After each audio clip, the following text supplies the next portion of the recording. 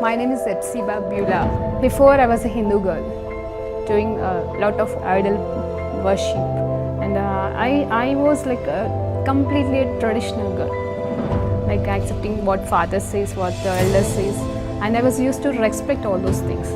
And after coming to the Lord, and I stopped the tradition. I completely stopped the tradition, and I just entered into the love and compassion of the Lord. My parents arranged for the marriage, and it was like a 2 months gap from the arrangement to the marriage. And immediately after marriage, like he said, like I don't like you. I just want to leave, and he left.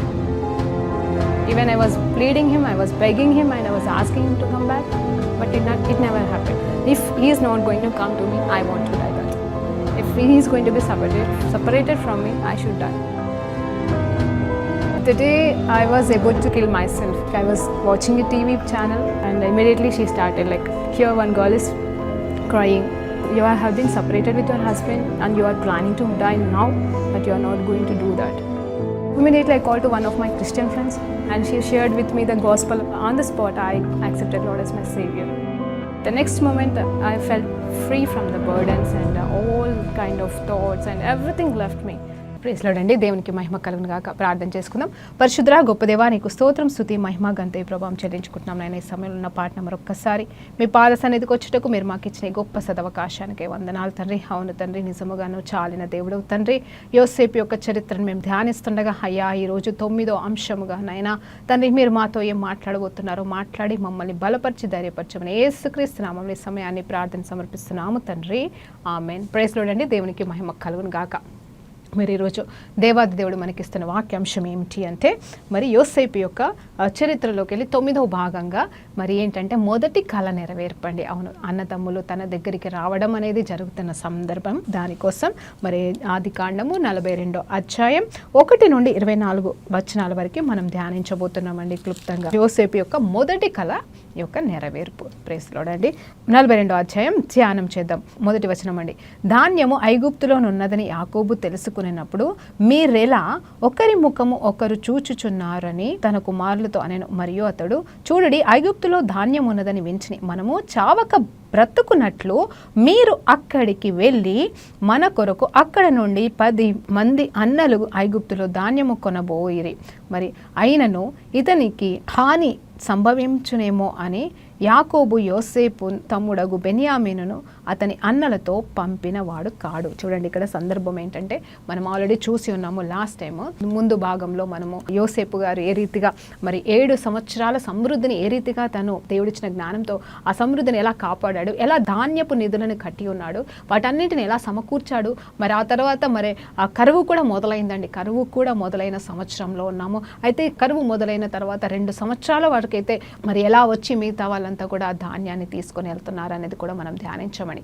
అయితే ఇప్పుడు దేవాది దేవుడు ఇక్కడ మనతో మాట్లాడబోతున్న అంశం ఏంటంటే, ఆయన చెప్తున్న మాట మరి దేవునికి మహిమ కలుగును గాక. ఏమంటున్నాడంటే, ఇక్కడ యోసేపు యొక్క తండ్రి గారైన యాకోబు మరి అతని యొక్క అన్నదమ్ములను పిలిచి, అంటే యోసేపు చనిపోయాడని యాకోబుకి తెలుసండి. అయితే ఇక్కడ ఏంటంటే ఐగుప్తులో ధాన్యం ఉన్నదని అందరికీ తెలిసి మరి అందరు వెళ్ళి అక్కడ వెళ్ళి ధాన్యమును కొనుక్కుంటున్నారు. కాబట్టి ఇక్కడ ఈ యాకోబు గారు ఇజ్రాయిల్ ఏమంటున్నాడంటే తన కుమారులను పిలిచి, మరి ఎంతమంది ఉన్నారండి తనకి కుమారులు? ఇప్పుడు 11 మంది ఉన్నారు. ఆ 11 మందిలో 10 మందిని మాత్రమే పిలిచి ఏమంటున్నాడంటే, మీరు ఎందుకు ఇక్కడ మొకరు చూసుకుంటున్నారు? ఇక్కడ మనకి ఆహారం లేదు, మనం చచ్చిపోయేలాగా ఉన్నాం. అవునండి, వాళ్ళకి డబ్బులు ఉన్నాయి, పశువులు ఉన్నాయి, అన్నీ ఉన్నాయి, కానీ తినడానికి ఆహారం లేదండి. చూడండి, ఇక్కడ ప్రాణ నష్టం, అంటే తినకపోతే బ్రతకలేము ఆ రీతిగా మరి వారికి ఆహారం లేదు. కాబట్టి 2 సంవత్సరాలు వాళ్ళకున్న ధాన్యం అంతా మేబీ ఆ 2 సంవత్సరాల్లో సరిపోయిందేమో. ఇక 3వ సంవత్సరంలోకి అడుగు పెడుతున్నారు. ఏది? కరువు కేవలం ఐగుప్తులో రాలేదండి, వీళ్ళు కానాన్లో ఉన్నారు. అది కూడా మనం జ్ఞాపకం చేసుకోవాలి.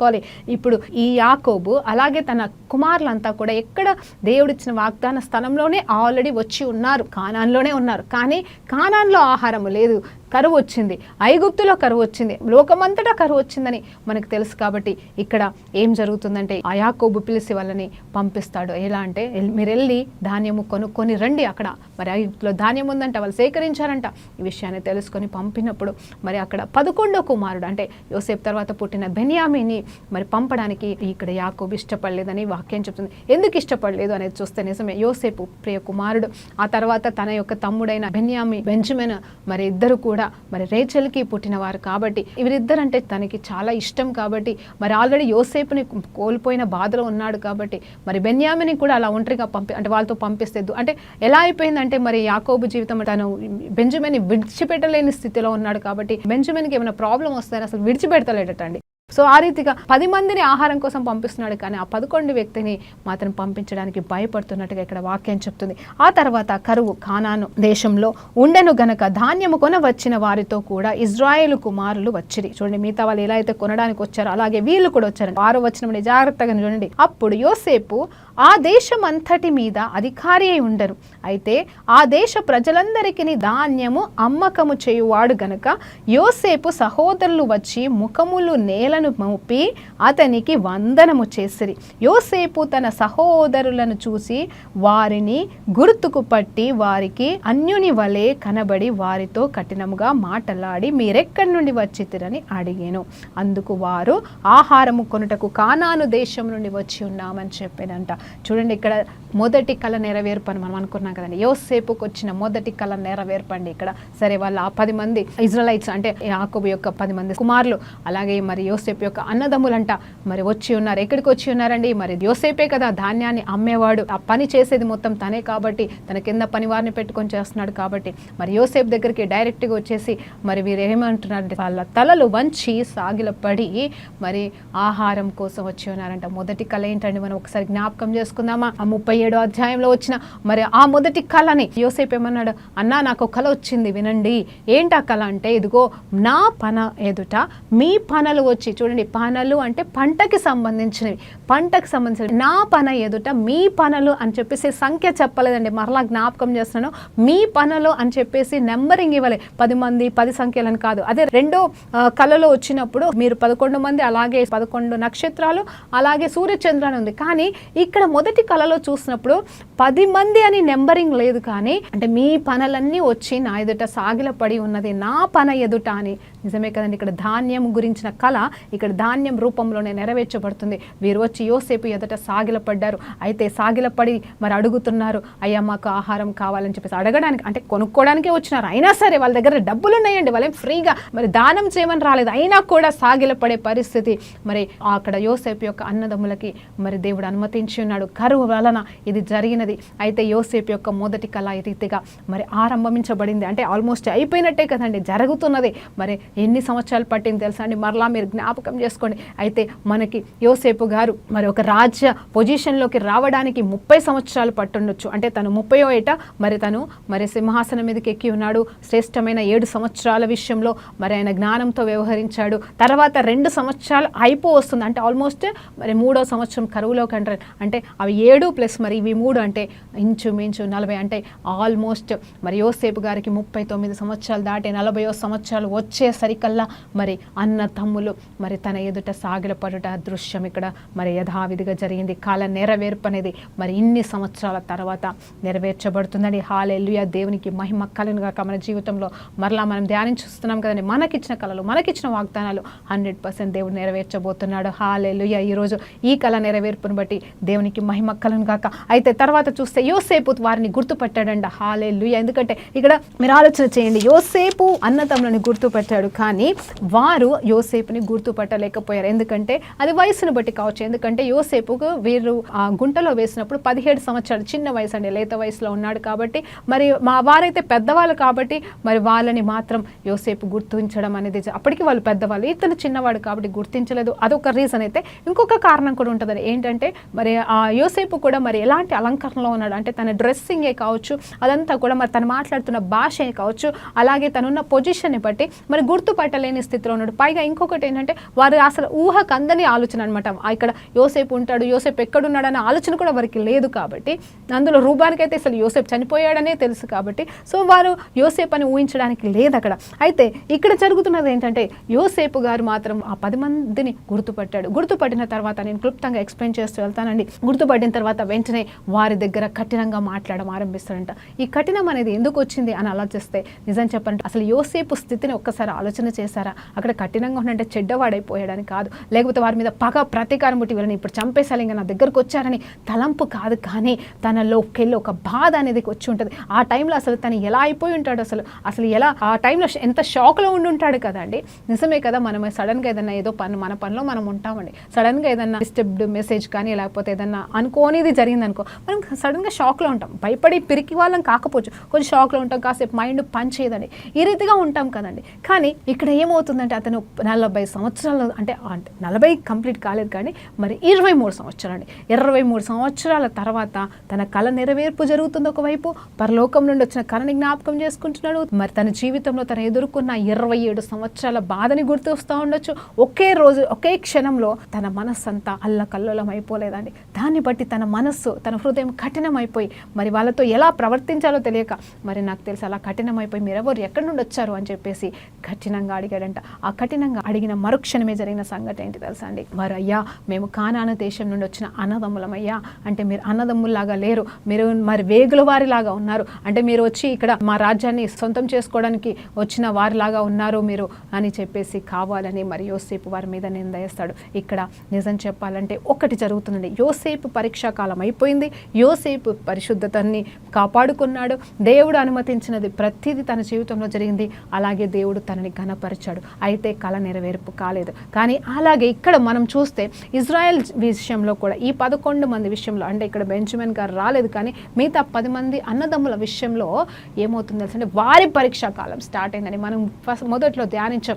కానాను దేశానికి వెళ్ళాలంటే కూడా అర్హత కావాలి, అలాగే దేవుడు దీవించాలంటే కూడా అర్హత కావాలి. సో ఇజ్రాయెలైట్స్ పట్ల 12 గోత్రాల పట్ల కలిగి ఉన్న ప్రణాళికని సంపూర్ణం చేయాలంటే ముందు ఒక ప్రాసెస్, ఒక శుద్ధీకరణ ప్రాసెస్, వారు బాగా ఉన్నారు అనే ప్రాసెస్ జరగాలి. కాబట్టి అంటే వారు మరి యథార్థమైన జీవితంలోకి రావాలి. కాబట్టి ఆ ప్రాసెస్ అనేది ఇక్కడ మరి వీరి జీవితంలో ఆరంభించబడినట్టుగా నాకు అర్థమైంది. అంటే మొదటిగా సాగిల పడుతున్నారు, తగ్గించుకుంటున్నారు, యోసేపు అని తెలియకనే కావచ్చు. ఆ తర్వాత చూస్తే అక్కడ మరి కఠినంగా తను మాట్లాడుతున్నప్పుడు అయ్యా మేము కానాను దేశం నుండి వచ్చి ఉన్నాము, మేము 10 మందిమి కూడా ఒక తండ్రికి పుట్టిన వారమే అని చెప్పేసి మాట్లాడుతున్నప్పుడు అప్పుడు తను భయపెట్టిస్తాడండి. నేను నమ్మను, మీరు ఖచ్చితంగా వేగుల వారే, మా రాజ్యాన్ని ఆక్రమించడానికి వచ్చిన వారే అన్నప్పుడు లేదయ్యా కాదు, మేము యథార్థవంతులము కావాలంటే మాకు తండ్రి ఉన్నాడు, మా తండ్రి యాకోబు గారు మరి తనకి 12 మంది సంతానం ఉంటే ఒక ఆయన పోయాడు, మరి 11 మంది ఉన్నా ఇంకొక అబ్బాయి మరి అక్కడే ఉన్నాడు చిన్నవాడు అయినందువలన అని చెప్పేసి మరి వీళ్ళన్నీ కూడా చెప్పాల్సి వస్తుంది. ఎందుకంటే అంతే కదండి, ఇప్పుడు ఎవరు ఏంటి అన్నప్పుడు మనము ఐడి కార్డు ప్రూఫ్లు అన్నీ కూడా మరి చూపిస్తేనే కదండి ఎవరైనా సరే ఎవరి మీదైనా డౌట్ వస్తే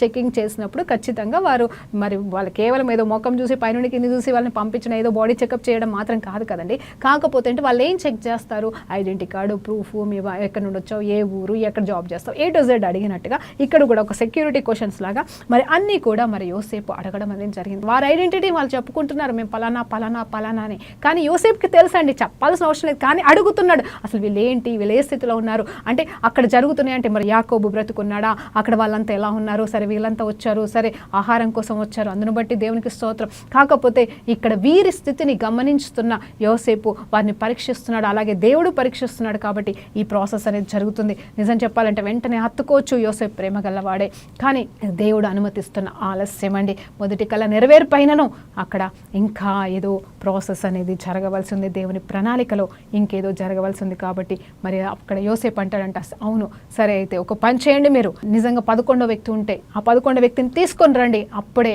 మేము నమ్ముతాము అని చెప్పేసి అని అంటాడంట యోసేపు. ఆ తర్వాత మీరు వేగులవారే అని చెప్పేసి 3 రోజులు అంటే మరి మన వాక్యం చదవట్లేదు, కానీ మరి వీలైతే చదువుదాం మరొకసారి. ఏమంటాడు తెలుసా అక్కడ యోసేపు, ఆ 10 మందిని 3 రోజుల ముందు జైల్లో పెడతారంట. ఎందుకంటే మీరు వేగులవారులే, మాకు తెలుసు, మీరు మమ్మల్ని ఆక్రమించడానికి వచ్చున్నారన్నప్పుడు 3 రోజుల తర్వాత మరలా వారిని బయటకు తీసుకొచ్చి ఒక మాట అంటారంట, నేను దేవుడికి భయపడేవాడిని కాబట్టి మీరు ఒక పని చేయండి, మీలో ఒక్కడు ఇక్కడ ఉండండి, మిగతా వాళ్ళంతా వెళ్ళి ఆ 11వ వ్యక్తిని తీసుకొస్తేనే మీరు నిజంగా కనానీయులు, అలాగే మీరంతా ఒక తండ్రి కుమారులు, అలాగే మీరు మంచి వాళ్ళు, మీరు యథార్థవంతులు అనేది నేను నమ్ముతానని చెప్పేసి ఒక పరీక్ష అనేది యోసేపు పెడతాడంట.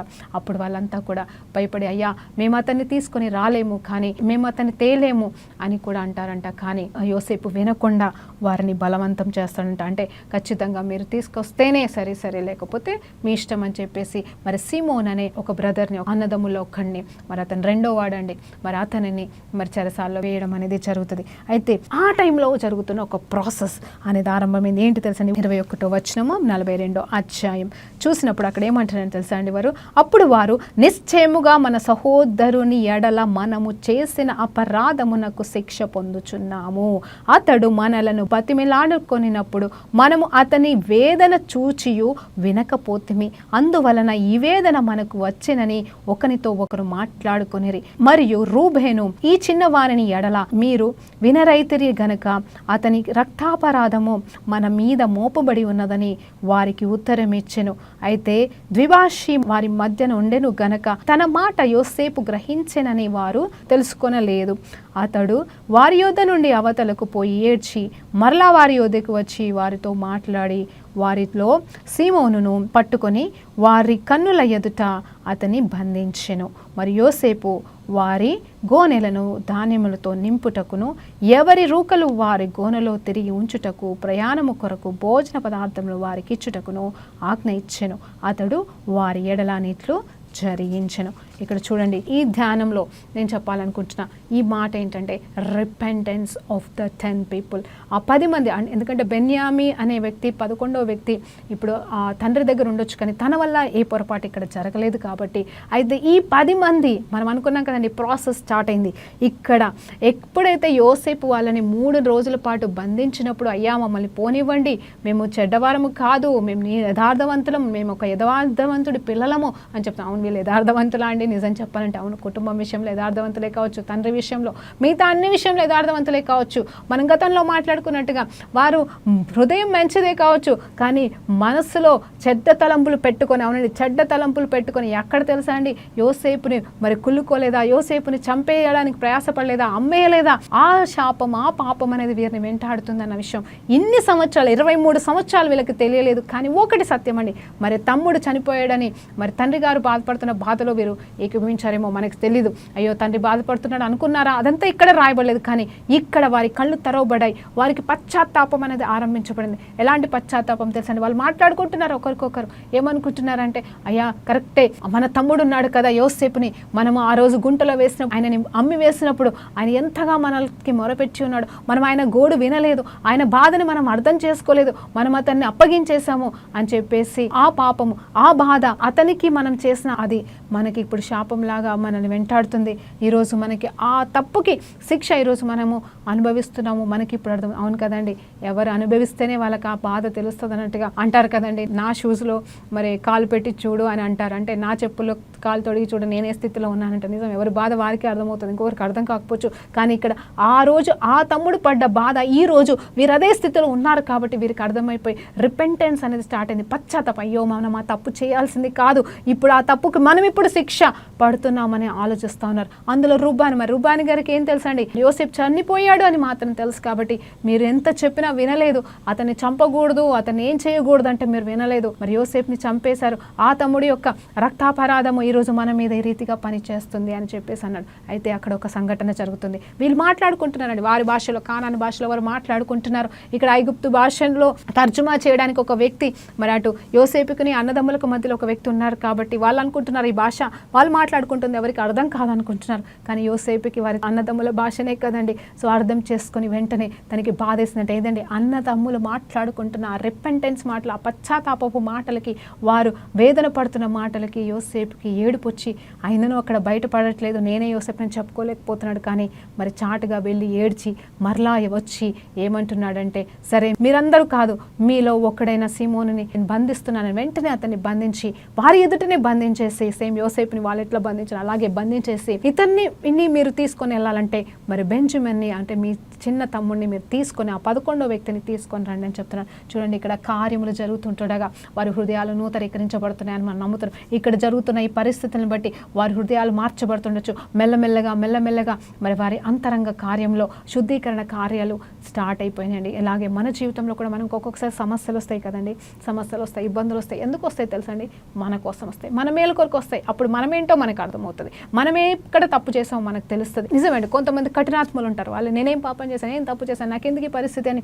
మనుషులను తిడతా ఉంటారు, తల్లిదండ్రులను తిడతా ఉంటారు, లేకపోతే ఎవరైతే కారణం అవుతూ ఉంటారో వారిని దూషిస్తూ ఉంటారు, వీళ్ళ వల్లే వాళ్ళ వల్లని. కానీ నిజంగా చెప్పాలంటే ఏదైనా పరిస్థితులు గుండా, నెగిటివ్ పరిస్థితులు గుండా, సమస్యలు గుండా మనం వెళ్తున్నప్పుడు మనం ఖచ్చితంగా ఒకటి అర్థం చేసుకోవాలి. ఏంటి అంటే, ఏదో నా పొరపాటు వల్ల ఇది జరుగుతుందేమో అని ముందు మనం అది సరి చేసుకోవడం ఆరంభిస్తే మన ఆశీర్వాదాలు తొందరగా వస్తాయి. ఆఫ్కోర్స్ దేవుడు అనుమతించింది సమస్యలు వస్తూ ఉంటాయి కొన్ని, అంటే దేవుడు అనుమతించింది కావచ్చు, అనుమతించింది కావచ్చు. సమస్యలు వచ్చినప్పుడు దేవుడైతే మనల్ని విడిపిస్తాడు, ఆయనకి మనం మొరపెట్టినప్పుడు. కానీ ఇక్కడ చూస్తే వారు అర్థం చేసుకున్నారు, మన తమ్ముడి విషయంలో జరిగినదే ఇప్పుడు మనకి జరుగుతుంది, దేవాది దేవుడు మనకి శిక్షిస్తున్నాడు, ఆ కుమారుడి యొక్క రక్తాపరాధము ఇప్పుడు మన మీద పని చేస్తుందని వారు ఒప్పుకుంటున్నారండి.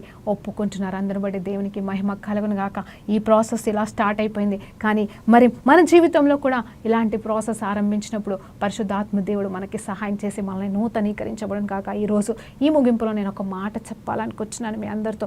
ఏంటి అంటే, నిజంగా అండి, మీరు ఏదైనా పొరపాటు చేస్తుంటే మీ అన్నదమ్ముల విషయంలోనే కావచ్చు, అక్కదమ్ముల విషయంలోనే కావచ్చు. నేను ఒక ఉదాహరణ చెప్తానండి. మరి నాకు తెలిసిన వాళ్ళు ఒకరు, వాళ్ళు ఎలాంటి కుటుంబం అంటే, మరి తమ్ముల కోసం, అక్క చెల్లెల కోసం తను సమస్తము చేసి తను ఒంటరి బ్రతికి మరి తను మరణించడం అనేది జరిగింది. కానీ తనకంటూ కొంచెం ప్రాపర్టీ, ఆస్తి ఉన్నప్పుడు మరి ఈ అన్నదమ్ములు, మరి అక్క చెల్లెలు ఏంటంటే ఏం చేయాలి, వాళ్ళు లెక్క ప్రకారంగా అక్క మనల్ని పోషించింది, మనం చూసుకుంది, బాగుంది కాబట్టి మనం అందరం సమానంగా పంచుకొని అక్క ఆత్మకి శాంతి చేద్దామని చెప్పేసి, అంటే లైక్ ఆమె మనకి చేసిన దానికి మనం ప్రశాంతంగా ఉందాం, ఎవరికి లేకపోయినా ఆమె మనకి ఇంత చేసింది కదా, మరి ఆమె ఆస్తిని మనం సమాధానంగా పంచుకుందామని కాదు. కానీ మరి నాకంటే నాకని పోట్లాడుతున్న లోకంలో బ్రతుకుతున్నామండి. నిజంగా అలాంటి వారిని, వాళ్ళకి ఫ్రీగా ఆస్తి వచ్చింది అని చెప్పేసి సంతోషంగా, కృతజ్ఞతగా మరి అక్క మనకి ఇంత ఇచ్చిందని సంతోషంగా పంచుకోవాలి.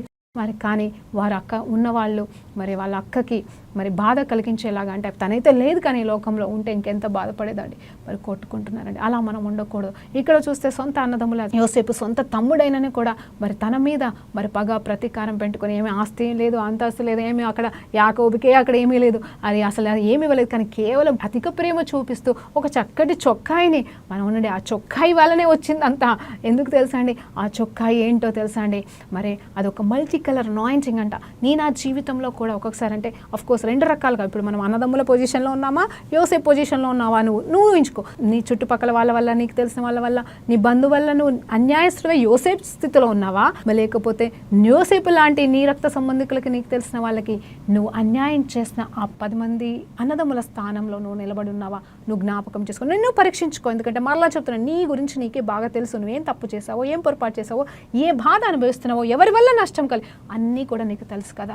కాబట్టి ఈరోజు దేవుడు మీ జీవితంలో ఒక గొప్ప అద్భుతం చేయనుగాక. ఒక పశ్చాత్తాపము అనేది ఆరంభించబడును గాక. ఆ పశ్చాత్తాపం మారు మనసులోకి తీసుకెళ్ళి నిజమైన రక్షణ ఆనందం మీలోకి తీసుకొచ్చును గాక. మన ఆశీర్వాదాలు ఆపుతున్నాయి మన పాపమే అని దేవుడు చెప్తా ఉన్నాడు. అవును, నేను నిన్ను ఆశీర్వదించడానికి ఏ అడ్డము లేదు, నా చేతులు కూర్చోక కాలేదు, నేను దీవించలేనంత వాడిని కాదు, చాతగాని వాడిని అంతకన్నా కాదు, కానీ నీ పాపములే నేను ఆశీర్వదించలేకుండా చేస్తున్నాను. సో ఈరోజు ఏ పాపము వలన నీ ఆశీర్వాదాలను కోల్పోయావో, ఏ పాపము వలన నువ్వు అనారోగ్యంతో ఉన్నావో, ఒక్కసారి నీకు నువ్వు పరీక్షించుకో. ఇవాళ వాళ్ళు చేసిన తప్పును బట్టి వాళ్ళ శిక్ష ఆరంభమైంది. మేలుకరమైన శిక్షనే, మర్చిపోకండి. అది మేలుకరమైన శిక్ష. ఎందుకంటే దేవుని వాగ్దానాలు గొప్పవి, దేవుడి ప్రణాళిక గొప్పది. ఇక్కడ ఇజ్రాయెలైట్స్ దేవుడు అసహించుకోవట్లేదు, కానీ వారికి నేర్పిస్తున్నాడు. ఎందుకంటే రాబోయే కాలంలో వారికి శ్రేష్టమైన కానాన్ని ఇచ్చేది, శ్రేష్టమైన ఉన్నత స్థితిలో వారిని పెట్టాలనుకుంటున్నాడు. వారు చెడ్డవారైనను, వారికి మంచి మనసు లేకపోయినను, సొంత తమ్మున్నే వాళ్ళు చంపాలని చూసి చంపేసినను, కానీ దేవుని ప్రేమ మాత్రం మారలేదు. ఈరోజు నీ నా పట్ల కూడా నువ్వెంత పాపివైనా సరే, నువ్వెలాంటి వాడివైనా సరే, దేవుడు నిన్ను మార్చాలనుకుంటున్నాడు. నీ మార్పు కోసం ఎదురు చూస్తున్నాడు. నిన్ను యోసేపు లాగా ఇచ్చిస్తాడు, ఒక ఇజ్రాయెలైట్స్ లాగా ఇచ్చిస్తాడు. అంత మాత్రమే కాదు, నీకున్న స్థితిలోనే, నువ్వున్న చోటనే నిన్ను ఘనపరుస్తాడని దేవుడు వాగ్దానం చేస్తుండగా ప్రార్థనతో ఇంకా ముందుకు సాగుదామండి. చూడండి, ఇక్కడ రిపెంటెన్స్ స్టార్ట్ అయిపోయింది. ఆ తర్వాత అక్కడ ఎవరు తెలుసా అండి, మళ్ళీ చెప్తున్నాను, దేవుడు మరలా ఒక మాట గుర్తుకొస్తుంది. ఏంటంటే, పాపులని దేవుడు క్షమిస్తాడండి, దీవించలేడండి. నువ్వు పాపివైనా సరే దేవుడు నేను క్షమిస్తాడు, కానీ నేను దీవించలేడండి. జాగ్రత్తగా వినండి, దీవెనకి అడ్డము పాపమే అని మాత్రం ఈరోజు స్పష్టంగా మీరు చూసుకోవాల్సిన వారిగా తెలుసుకోవాల్సిన. కరువుకు కారణం యోసేపుని వాళ్ళు పంపించడం కాదు, కానీ కరువు అనేది అంతటా వచ్చింది. అది కూడా దేవుని ప్రణాళిక. ఎందుకు తెలుసా అండి, ఆ కరువు వస్తేనే యోసేపు హెచ్చించబడతాడు. యోసేపు హెచ్చించబడితే వాళ్ళు ఐగుప్తుకు వెళ్ళాలి. మరి అది కదండి మొదటి ప్రణాళిక. ఇక్కడ చూస్తే మరి 42వ అధ్యాయంలో మొదటి వచనంలో మనం చూసినప్పుడు అక్కడ యాకోబు ఏమంటున్నాడు, మనం మరణించాలా, ఒకరి ముఖాలు ఒకరు చూసుకొని చచ్చిపోయేలాగా ఉన్నాం ఇక్కడ ఆకలితో. కాబట్టి మనం చచ్చిపోకుండా ఉండాలంటే ముందు ఎక్కడ ఆ ధాన్యము దొరుకుతుందో, ఆహారము దొరుకుతుందో అక్కడికి వెళ్ళి మీరు కొనుక్కొని రండని మరి పంపిస్తాను. నిజమే అండి, ఇక్కడ ప్రాణరక్షణ. హల్లెలూయా, దేవునికి మహిమ కలుగును గాక.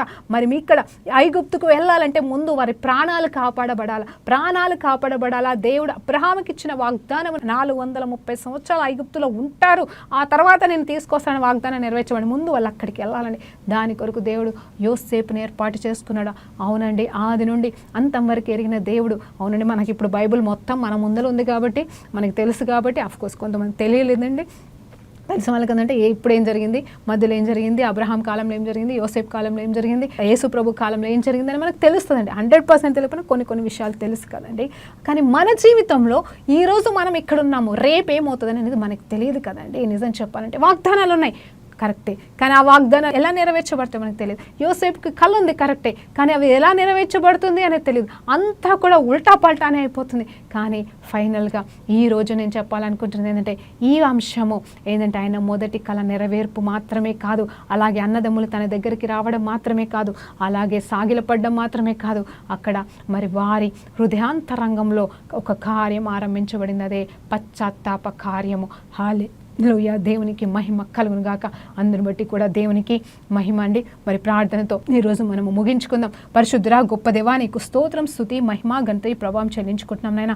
అయ్యా, ఈరోజు మేము నేర్చుకున్న ఈ అంశంలో తండ్రి ప్రభా, యోసేపు యొక్క మొదటి కళ నెరవేర్పును బట్టి స్తోత్రం. అలాగే అన్నదమ్ములు వారు చేసిన తప్పును ఒప్పుకుంటూ నాయన తండ్రి ప్రభా పశ్చాత్తాపడుతున్న విధానానికి వందనాలు. ఈరోజు మా జీవితంలో కూడా ఒక పశ్చాత్తాపం ఆరంభించబడి యథార్థమైన స్థితిలోకి, అవునయ్య వాళ్ళు యథార్థవంతులమే అన్నారు, కానీ వారి యథార్థత స్థితి, వారికి వచ్చిన కష్టాన్ని బట్టి వారు క్లియర్గా అర్థం చేసుకున్నారు ప్రభా. ఆ రీతిగా మేము కూడా యథార్థవంతులం అనుకుంటున్నామేమో, కానీ మాలో ఎన్ని శాపాలు, ఎన్ని పాపాలు, మేము ఇంకెన్ని ఒప్పుకోలేదో ప్రభా నాయన క్షమించి అన్ని ఒప్పుకున్నటకు సహాయం చేయండి ప్రభా. విడిచిపెట్టుటకు సహాయం చేయండి. పవిత్రంగా, పరిశుద్ధంగా నీ కొరకు, నీ నామ మహిమార్థము నైనా దీవించబడిన వారిగా ఉంటూ అయ్యా తండ్రి ఇతరులకి దీవెనకరంగా మమ్మల్ని మార్చమని యేసుక్రీస్తు నామములో ప్రార్థనలు వేడుకుంటూ పొందుకుంటున్నాము తండ్రి.